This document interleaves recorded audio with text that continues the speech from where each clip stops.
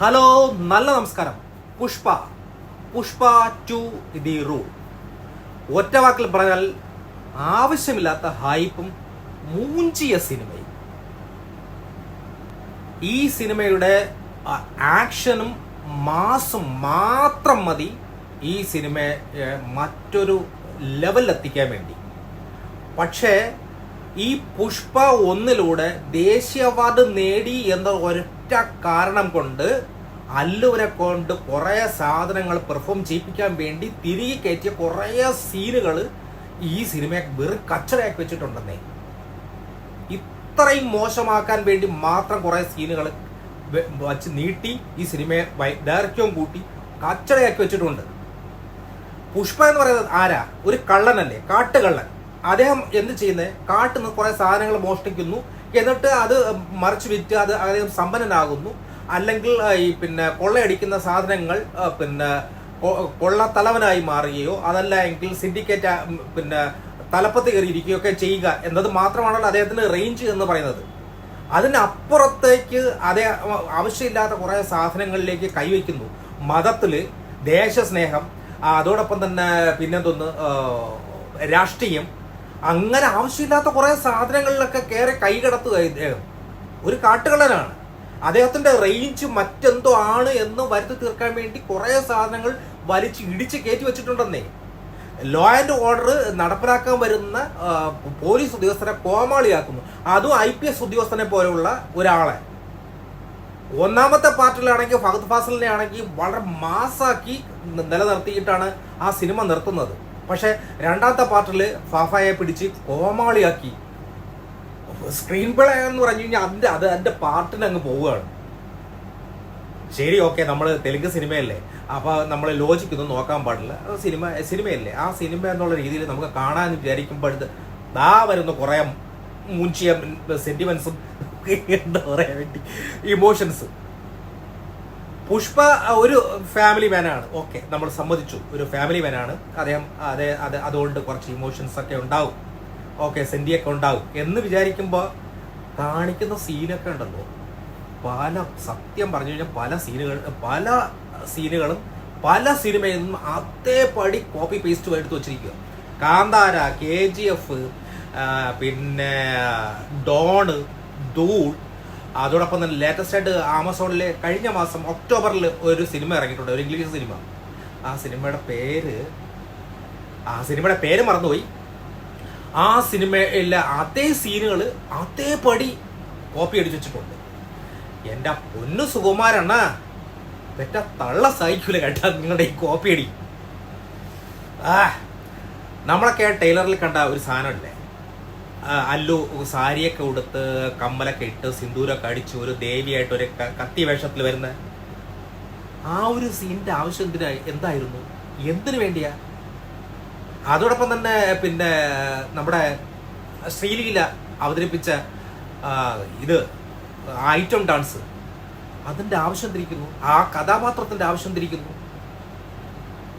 ആവശ്യമില്ലാത്ത ഒരുപാട് സീന് ഇതിനകത്ത് വലിച്ചു കയറ്റിയിട്ടുണ്ട്. ഈ ശ്രീലീലയുടെ ഒരു ഡാൻസിന് ആവശ്യമേ ഇല്ല. ഓൾറെഡി രശ്മിക ഹോട്ട് ഡ്രസ് ധരിച്ച് ഒരുപാട് പെർഫോം ചെയ്യുന്നുണ്ട്. പാട്ട് സീനുകളിലൊക്കെ അങ്ങനെയാണ് രശ്മിക ചെയ്തിരിക്കുന്നത്. പക്ഷെ അത് മതി. രശ്മികയുടെ ആവശ്യം പോലും ഈ സിനിമയിൽ ഇല്ല.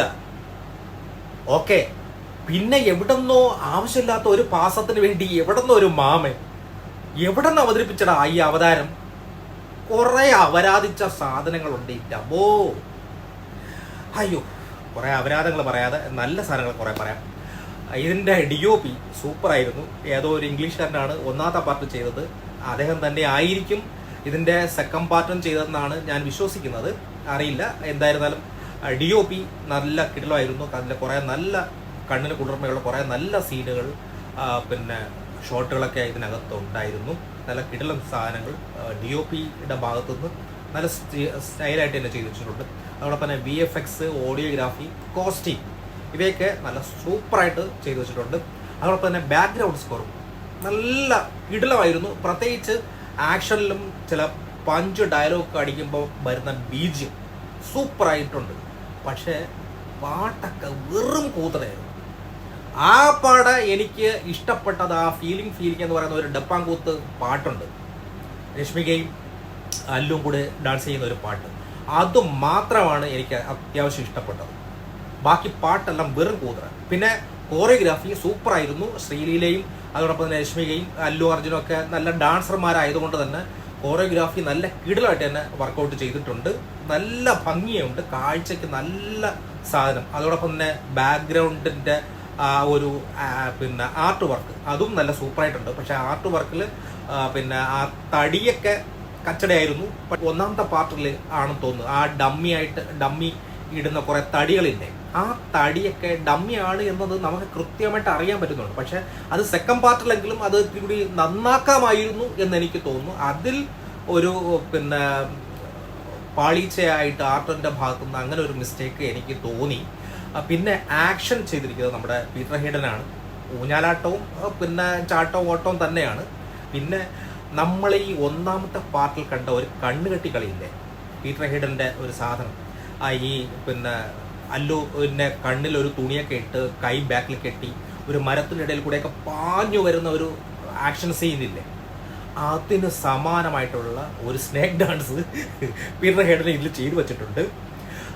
എനിക്ക് തോന്നുന്നു റോപ്പ് ഡാൻസ് ഒക്കെ മടുത്തിട്ടായിരിക്കും മച്ചാൻ ഈ ഒരു കണ്ണ് കെട്ടി കണ്ണും കൈയും കാലും ഒക്കെ കെട്ടി ഇട്ടുള്ള ഒരു പിന്നെ സ്നേക്ക് ഡാൻസ് ഇതിൽ കാണിച്ചു വെച്ചിട്ടുണ്ട്. മച്ചാൻ ചെയ്തിട്ടുള്ള എല്ലാ ആക്ഷൻസിൻ്റെയും ഫുൾ ക്രെഡിറ്റും ആ ഒരു സ്നേക്ക് ഡാൻസിൻ്റെ ആക്ഷൻ സീനിലൂടെ മച്ചാൻ കളഞ്ഞു കുടിച്ചു. പീറ്റർ ഹെയ്ഡാ മോനെ, ഇത് ഒരു വലിയ നെഗറ്റീവായിട്ട് എനിക്ക് തോന്നി. ആ ഒരു സീനിൻ്റെ ആവശ്യമില്ലായിരുന്നു, അങ്ങനെ അതിൻ്റെ ഒരു ഇത് ആവശ്യമേ ഇല്ലായിരുന്നു. ഈ സിനിമ ഉണ്ടല്ലോ ശരിക്കും പറഞ്ഞു കഴിഞ്ഞാൽ ഒരു ഇൻ്റർവെല്ലിൽ കഴിഞ്ഞ് ഒരു അരമണിക്കൂർ മാക്സിമം ഒരു 45 മിനിറ്റിനകത്ത് ഈ സിനിമ നിർത്തിയിട്ടുണ്ടായിരുന്നെങ്കിൽ ഈ സിനിമയുടെ റേഞ്ച് തന്നെ മാറും. എന്നിട്ട് ഈ സിനിമ മൂന്നാമത്തെ പാർട്ടിലേക്ക് കൊണ്ട് നിർത്തി ഫഹദിൻ്റെ ആ ഒരു ഇതിൽ കൊണ്ട് മൂന്നാമത്തെ പാർട്ടിൽ നിർത്തിയിരുന്നുവെങ്കിൽ ഈ സിനിമയുടെ ലെവൽ മാറുമായിരുന്നു. ഇത് ഹൈപ്പിൻ്റെ അപ്പുറം പോകുമായിരുന്നു, ഇവരെ അടിച്ച ഹൈപ്പിൻ്റെ അപ്പുറം പോകുമായിരുന്നു. പിന്നെ മറ്റൊരു കാര്യം പറയാനുള്ളത്, പുഷ്പ 3ക്ക് വേണ്ടി അണ്ണ ഒരു ബോംബ് പൊട്ടിച്ച് വെച്ചിട്ടുണ്ട്. എൻ്റെ പൊന്ന് സുകുമാരണ്ണ, ഒരു 5-6 വർഷത്തേക്ക് പുഷ്പ 3 എന്ന് പറഞ്ഞ അണ്ണം വരല്ലേ, ഈ പരിസരത്തു നിന്ന് വരല്ലേ. ഈ രണ്ടാമത്തെ പാർട്ടിൻ്റെ ഹാങ് ഓവർ ഞങ്ങൾക്കൊക്കെ ഒന്ന് മാറിയിട്ട് നമുക്ക് പിന്നെ 3നെ കുറിച്ച് ആലോചിക്കാം. ഇതിനിടയിൽ കുറേ നല്ല ആക്ഷൻ സിനിമ നമ്മുടെ ഇന്ത്യയിലോ അല്ലെങ്കിൽ ഇംഗ്ലീഷിലോ ഒക്കെ വരും. ആ സിനിമയിൽ നിന്ന് നമുക്ക് ആവശ്യമുള്ള സീനുകളൊക്കെ അടിച്ചു മാറ്റി പുഷ്പ 3 നമുക്ക് ഉണ്ടാക്കാം.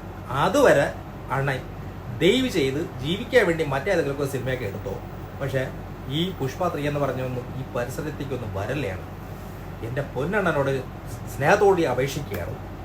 പിന്നെ എനിക്ക് ഈ സിനിമയെക്കുറിച്ച് പറയാനുള്ളത്, 1 ടൈം വാച്ചബിൾ. അതിനപ്പുറം ഈ സിനിമ ഉയർത്തി വച്ചിരിക്കുന്ന ഹൈപ്പിന് അനുസരിച്ചിട്ട് ഒന്നുമില്ല. ഹൈപ്പിൻ്റെ 7 അയലത്ത് പോലും ഇത് വന്നിട്ടില്ല. തിയേറ്ററിൽ തന്നെ പോയി കാണണമെന്ന് യാതൊരു നിർബന്ധവും ഇല്ല. ഇഷ്ടമുള്ളവർക്ക് ഇഷ്ടമുള്ളതുപോലെ കാണാം, അത്രയേ ഉള്ളൂ. Thank you.